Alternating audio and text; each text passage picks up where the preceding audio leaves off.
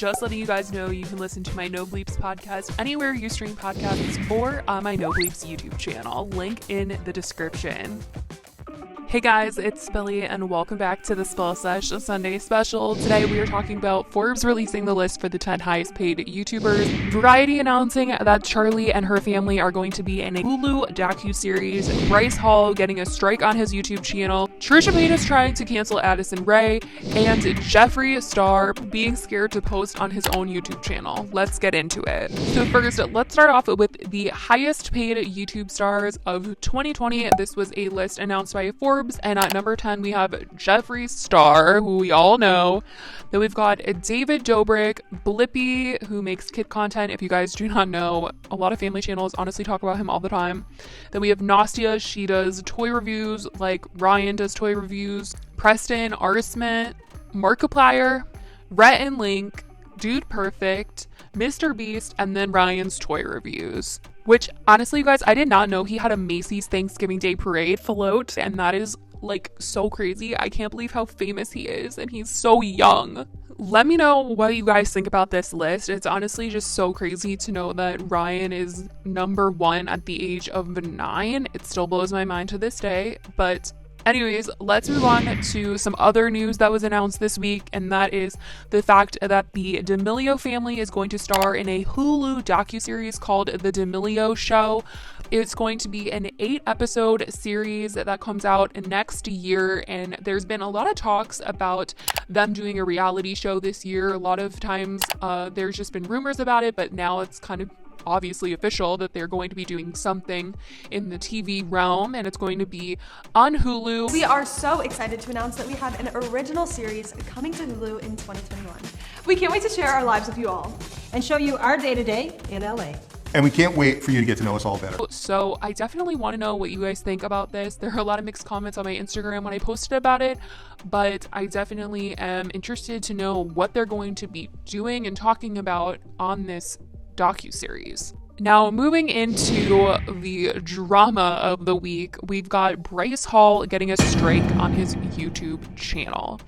So basically, Bryce got into some drama this week because he was accused by YouTube for harassment and cyberbullying after he made a video responding to FaZe Jarvis leaking Addison Rae's number. So he leaked Addison's number. I don't know any of the repercussions that might have happened to him for doing that, but Bryce in turn decided that he was going to leak his number, and YouTube gave him a strike because he showed FaZe Jarvis's number in his video. And so he tweeted out, "My channel got a strike on YouTube, can't post for a week, thus pushing back Vlogmas, working on it now." And he posted the screenshots of them saying that he wasn't going to be able to post content and that he received a strike for this. And he did try to get this strike removed and like appeal the strike and try to text some connections about it to try to get it removed. But he ended up not being able to get that removed. And so he tweeted, "So guys, I'm off YouTube for a week. I need this time to work on my cyberbullying and harassment habits. Thank you at YouTube for giving me this opportunity to reflect on my immature ways, even though Jarvis did the same thing and got no penalties or warnings. Love, Bryce Hall." So Bryce is saying that Jarvis got nothing for what he did, so that's so weird and kind of frustrating. But speaking of Bryce Hall and all of his friends, honestly, let's get into the fact that Trisha Paytas was on one of Bryce's friends, Josh Richards' podcast with Dave Portnoy from Barstool. They have a podcast together called BFFs, and Trisha Paytas was giving a ton of opinions like usual, and one of her opinions was on Addison Rae, and she says that she would cancel Addison Rae. She doesn't like Addison Rae, and she said she was watching the Zayn and Heath podcast one day. And on this podcast, Addison was saying that she can't relate to anybody because she's so famous. And she said that that really hit her the wrong way, and that she did not like that Addison was trying to act like she's stuck up and so famous and more famous than anyone that she can't relate to anybody. She said, and I quote, "Nobody has been as popular on me on social media, so there's nobody I can talk to because no one's been as famous as me." And I was like, girl, like what? And Bryce commented on this because the TikTok room posted this and said, honestly, they should just stop this podcast. Well, a lot of the comments were like, Trisha, you got it wrong. That's not what Addison said. on this podcast. It was really hard for me to believe that she would even say anything like that, because obviously it sounds really like conceited and really full of yourself, and like you're too famous to, you know, be friends with anyone because no one can relate to you, like, oh, so famous. But what was actually said is that Addison was talking about how, you know, fame and followers and all of this stuff can make it really hard on your mental health. I think it's dealing with like my mental health is like I don't have enough time for that sometimes, you know. I'm so busy with other things, but the good thing is like I love all the things I'm busy with, like, and I'm obsessed with them and they're amazing, and I couldn't imagine spending my time any other way. But it's like at the same time, it's like there are like, oh, I read the comments, or like, oh, on my For You page I see duets and I see this and I see that, and it's like upsetting and like hurtful. And it's really hard to relate to other people, you know, mentally, that are not on TikTok and don't understand the platform. Like, I feel like influencers throughout like 8 years altogether, I feel like has not gotten what you guys are getting in that short amount of time. Like, no, I agree, and it's insane to me. It's so crazy. And I think that's another part of it too, is like there's not really that many people you can go to and like ask like, what do I do? What am I feeling? Because there's just, it hasn't been like this, you know, really ever. Like, and so the fact that Trisha was trying to make this like a Addison is super conceited, I don't like her type of thing, whereas Addison was really just trying to be like, this lifestyle can be really hard on your mental health, and it's really hard to just kind of like explain that to people that aren't in this industry and that don't know the TikTok hate and backlash, don't understand or haven't been there before receiving it themselves. Now, another part of this is the fact that Trisha, while talking about Addison, was trying to say that she didn't really know Addison, and this was like the first time that she was like really seeing her. I never had a problem with her. She rubbed me the wrong way on a podcast she did called Zayn and Heath Podcast. And honestly, I didn't know her name. I recognized her face and it rubbed me the wrong way. She was very, very arrogant, and I didn't like that about an 18-year-old.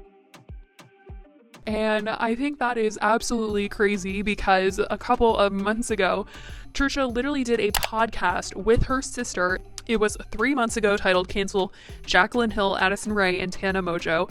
It was her like last dish with Trish, basically. She did it with her sister, and I even talked about it because she was calling out Addison Rae and her mom, so she knows exactly who Addison is. And she said like she felt bad for Addison because her family was like feeding off of her fame and all of this stuff, and that her mom is out here doing the WAP. She like literally went off on Addison, and the title even says Cancel Addison. So the fact that she is here saying like she didn't really know her and this was the reason why she didn't like her, it's like you have not liked Addison for a ton other reasons, and you've even made a video on her. So the fact that she was trying to play it off was absolutely ridiculous. Like, the lies that she tells is crazy. She can't keep track of her own lies and who she likes and doesn't like at this point. Now, moving into Jeffree Star, we've got to discuss the fact that Jeffree seems a little scared to be posting on his YouTube channel. It seems like Jeffree is doing all that he can to not only avoid that insider article that I made a video about, I also have a podcast episode about it that is completely uncensored, so I was not going to leave out any details that were being said about Jeffree, the things that he was being accused of. But it seems like he's been doing everything in his power to avoid being on YouTube since these accusations have come out, and he has just gone to Wyoming and decided that he is going to like honestly start fresh.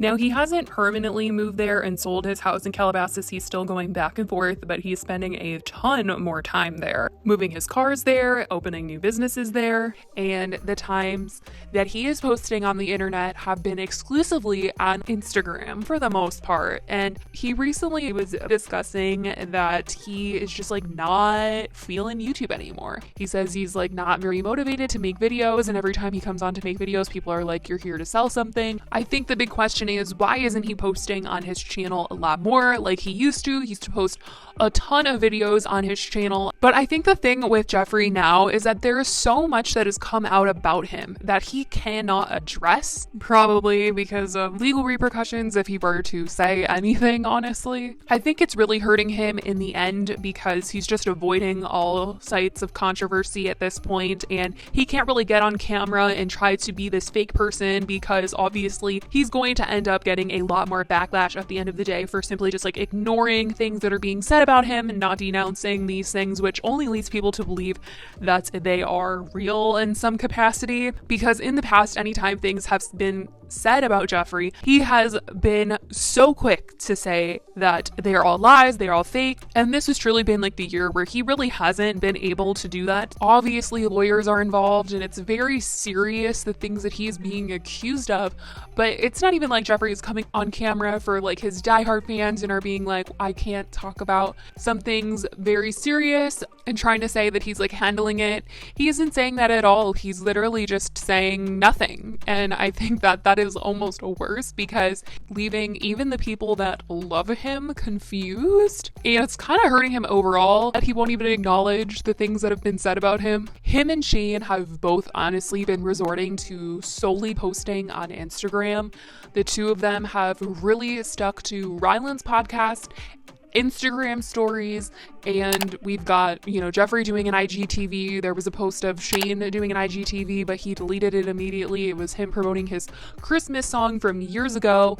But it just seems like the two of them have really found a place on Instagram where they feel a lot of comfort, and they feel like they can post without kind of getting a lot of hate from people, and I think that's really, really interesting. Anyways, guys, let me know what you guys thought about everything that we talked about today. I love you guys so much, and I will talk to you guys in my next video. Bye, guys.